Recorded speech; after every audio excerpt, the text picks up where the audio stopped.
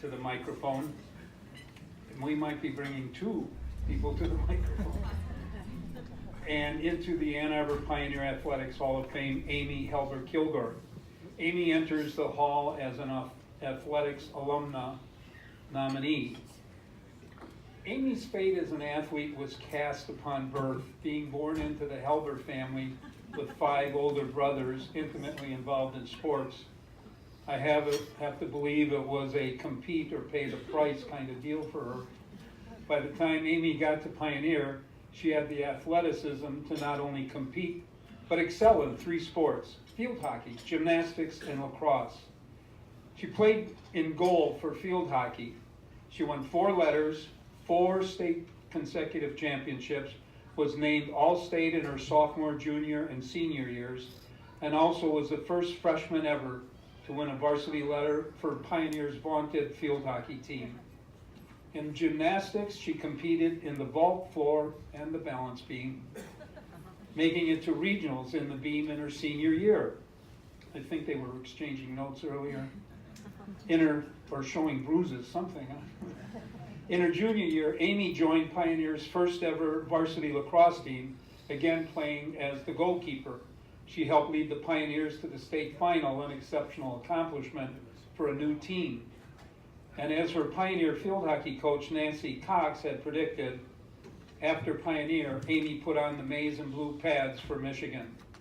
As the starting goalkeeper for Michigan, she helped lead the team to its first ever Big Ten championship and was named UM Female Athlete of the Year, among other team and national honors. Amy came back to Pioneer a short time after UM and gave back by serving as a field hockey and lacrosse coach for a total of 9 seasons. And in marriage and a move to Grosse Pointe, Amy started the field hockey program at Novi High School in 2008, now coached by her husband Kevin, whom you already have met. She and her family have also started the Live Oak Field Hockey Club in Oakland County, which she directs. So field hockey and youth sports has been at the core of Amy's life. And I remember Amy speaking at one of my daughters after the season banquets in field hockey. And Amy had come back to coach, and so she was there, and she told us how she used the sport to meet challenges and opportunities in her life. And I remember being touched as she told us how, in the dark of the night, she would often sneak into the old field hockey field on the inside of the running track, and she would go into the goal cage and calmly sit in it and use it to frame her thoughts about whatever was on her mind at the time and get a fresh perspective. And knowing what sports can mean to someone, I find that story very meaningful. So let's get Amy out of her cage and hear her story. Allow me to introduce to you a most deserving member of the Pioneer Athletics Hall of Fame class of 2018, one Amy Helber Kilgore. Amy.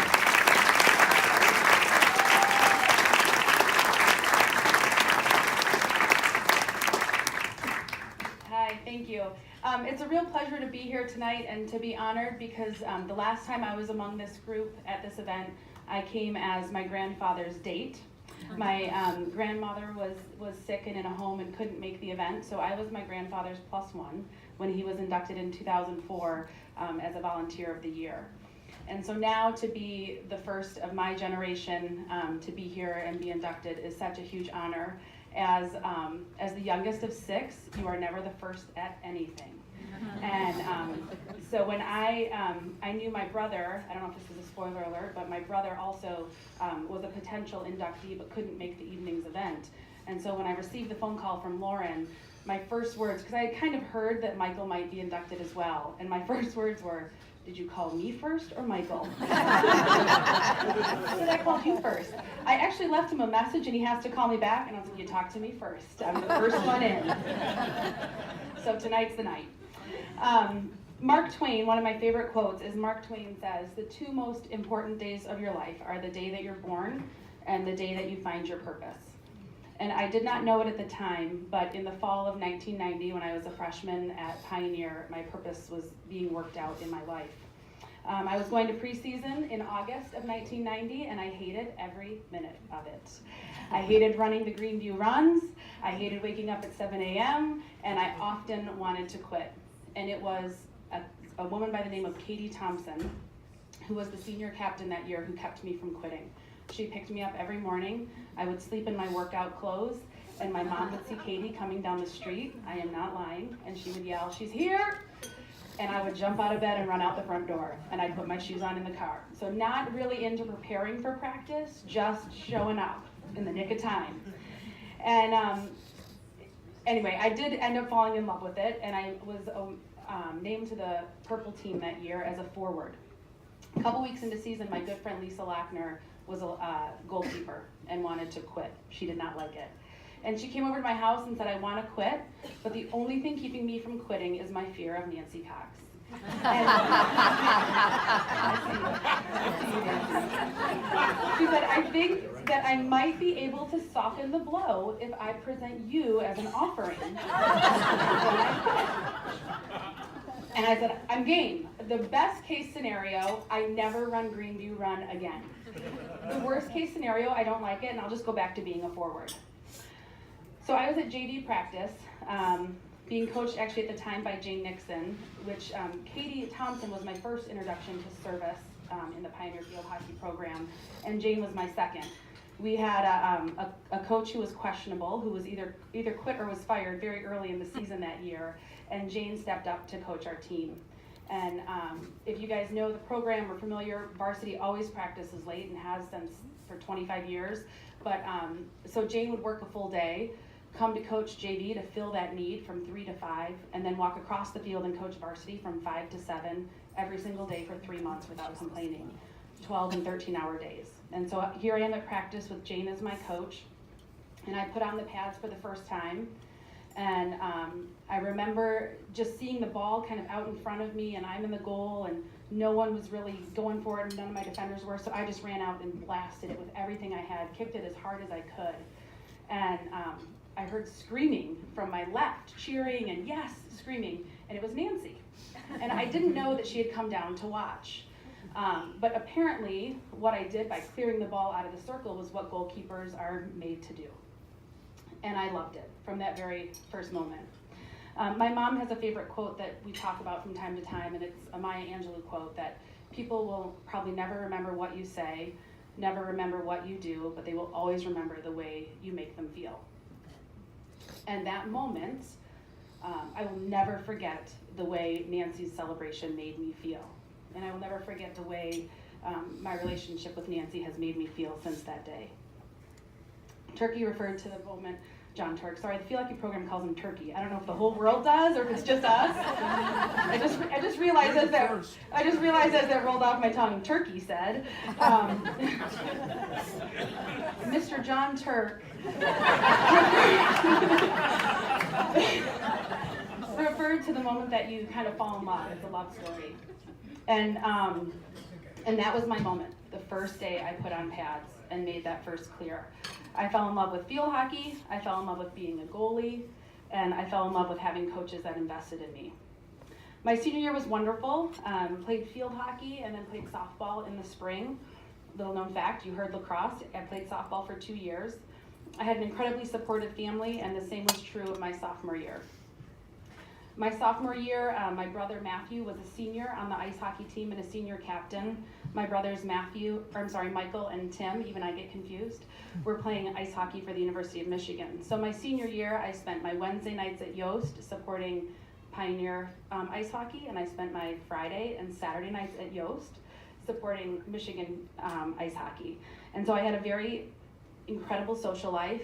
3 nights out of 7 I was at Yost. And the biggest event of our year, and I'm not kidding, was when Pioneer played Huron at Vets before Thanksgiving. It was the night of the year. So that was my social life. But sophomore year, I also picked up gymnastics. It was really my first athletic love. I loved being a gymnast when I was little, and my body wouldn't allow me to keep up at a rapid pace with it. So I stepped away when I was about 12 or 11 years old and came back my sophomore year. And coming back to it felt like coming home. Colleen Creel, who's here tonight, and Charlie Durr, who couldn't be here tonight as he's out in California. But what they created in that gym was something really, really special. What field hockey had in intensity and challenge and demanding the most of me every single day of practice, gymnastics had in fun and joyfulness and laughter and girls who genuinely celebrated each other. I don't think I laugh more than when I'm with that group of people getting together and reminiscing about the hilarious things that happened in the gym. It sounds like Angela had a really similar positive gymnastics experience, but if you know what could be the gymnastics culture, this was a really special and unique thing to have girls that really celebrated each other and weren't just cutthroat and competitive with one another. My sophomore year was also when I attended a University of Michigan field hockey game, and Nancy was on the sideline and walked over to me and said, "I can't wait to come here in a few years and watch you put on the maize and blue jersey and play Michigan field hockey." And it was the first time that I ever dreamed or imagined that I could play collegiately. And she planted that seed in me, and then it became my goal, and I wanted to play for Michigan. My junior and senior year, I really found my home athletically at Pioneer. I played field hockey in the fall, gymnastics in the winter, and then I transitioned to lacrosse. A lot of my teammates were going to be playing for a lot of my field hockey teammates were going to be playing for the lacrosse team. And ironically enough, I was very fearful of fast pitch softball. I was a goalie who had balls shot directly at my body, but I never said that out loud because it's moderately embarrassing, but I'm really fearful of fast pitch softball. And I was going to hopefully be moving up to varsity if I made the team, and I did not want to have the varsity level fast pitch, which I recognize now the irony because I traded that out for standing in the goal where I literally put my body in front of balls, but it seemed to make sense to me. So lacrosse was a different experience than field hockey or gymnastics because we were largely a student-led team. We had a great coach, did a great job and was wonderful, but the senior leadership was something really to be admired. And I look back at my collective sport experience at Pioneer, and I think about the intensity and focus and deep commitment that was field hockey, and the joy and laughter and friendship and camaraderie that was gymnastics, and then learning how to be a student leader in lacrosse. And I can almost be sad thinking about the lost art of being a three-sport athlete in high school, because it is something that is so, so special. If I was just a field hockey player or just a gymnast, I would have lost hundreds of lessons that I got from being part of so many different experiences. The most important part, I think, of my high school career actually were the adults that poured into my life. As a mom, you hope that I have 3 kids. You can see one of them not really paying attention to me right now. But as a mom, you sort of hope that your kids, I really hope that my kids have at least one adult, other than Kevin and myself and our wonderful parents and families, but I hope they have one adult outside of our family that invests in their life. And I had 5 genuine people who really gave their all to me. I had Colleen, I had Charlie, I had Jane, I had Nancy, and I had my young life leader, a woman by the name of Carolyn, who taught me in my formative years about faith. And I really would, John is right, I would sit late at night on the field hockey field, even through college and even through my first few years of coaching, would sit and think it was my place of prayer, my place of refuge, and would wonder, what am I going to do with my future? This is it, we have one chance, and I wanted to do something great. I wanted to do something like Oprah Winfrey great, and Kevin's going to kill me for saying that. But I really wanted to do something big. I wanted to pour into people's lives and make a difference. And I didn't have the platform of Oprah or the money, but I wanted to do something to make a difference. And in those evenings, reflecting on the way people poured into me, I felt that became clear to me. That as I was graduating high school, I wanted to use my gifts and talents, which were field hockey at the time, to pour into the lives of other people, and to be the one person that came alongside a young woman in high school and walked with her, genuinely walked with her. And so somehow in my little Southeast Michigan young life field hockey corner of the world, I feel like I found my small but really real calling. And I would not have, hi baby, I would not have caught that calling if it wasn't for Jane and Nancy and Colleen and people like them pouring into me. The last thing I'll tell you before I step down is that I would be deeply remiss if I did not share with you what it meant to be a part of my family growing up. I had a great family, still do. But my parents, the role models that they were to me, I learned at a very young age that if you had a need in your community, you met it. My parents drove the Pioneer ice hockey cheerleading team. I bet you why you didn't even know that existed. But it was, we were fierce, and I was a mascot. So here they are wearing their like 86 and 84 on their sleeve, and I had a 94 and was cheering with them. And my parents drove them to every away game in our big old blue van, every away game for decades. Because it was probably long before Title IX was ever really enforced, and the girls didn't have a bus, and the boys did. And so my parents, who had boys on the team, said, we will make sure the girls get to every single game. They planned every banquet for a decade for ice hockey and field hockey, and I learned what it meant to serve my own family and to answer the calling of being a wife and mother from my own mom. And from my dad, I learned the value of hard work.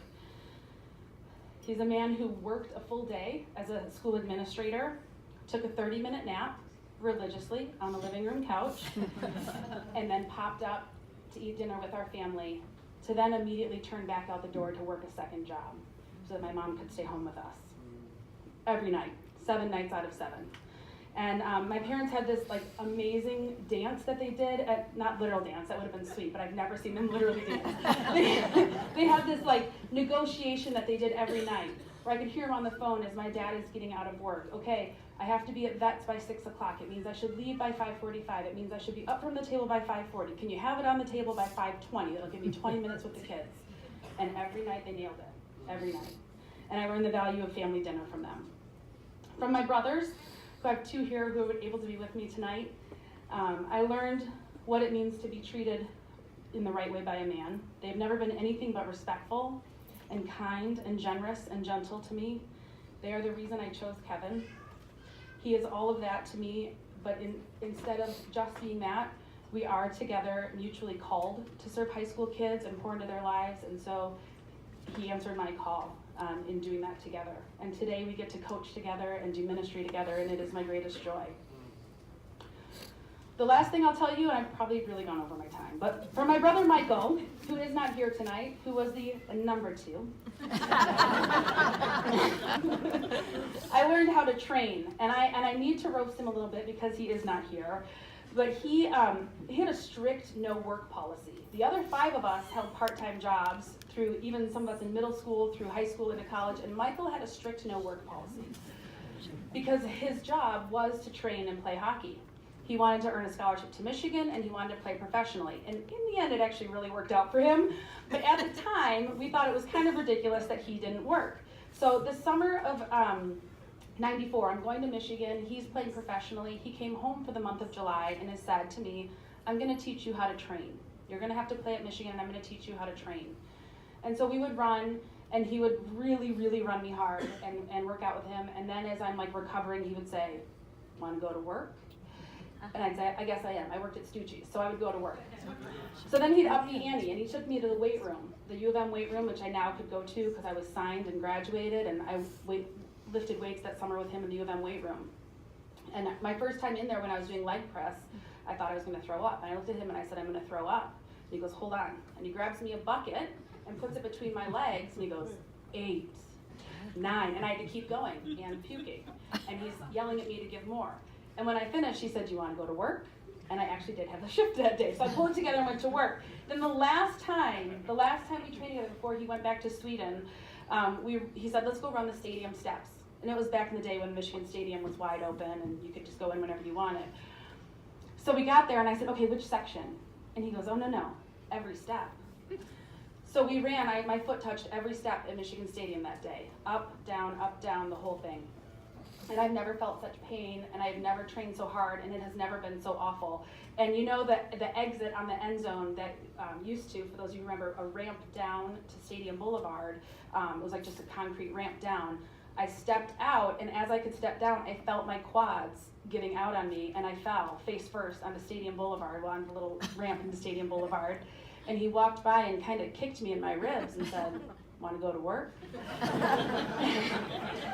And I said no. And then he said, I'm running home. I'll see you there. We lived a mile from the thing. And I walked home, and I did not go to work. And that's when I finally understood his policy. He trained harder than anyone I've ever known. As a school counselor today, I sit with countless families and kids. I'm a school counselor in the Novi district, and I had a mother at parent conferences last week come to me and ask, what can I do get my daughter involved in for her future pursuits, for her career endeavors? She just loves dance, and I kind of want her to quit dance, 7th grader. I kind of want her to quit dance so we can get her involved in future career activities. And just out of me came this, like, I almost got tearful with her, all the things I learned from being an athlete. And I said, please do not let her quit dance. It will be more valuable for her future career than any career preparation you could do right now. She might find her calling. She might end up being a coach herself, and it might be the best thing that she's ever done, as it was for me. So thank you.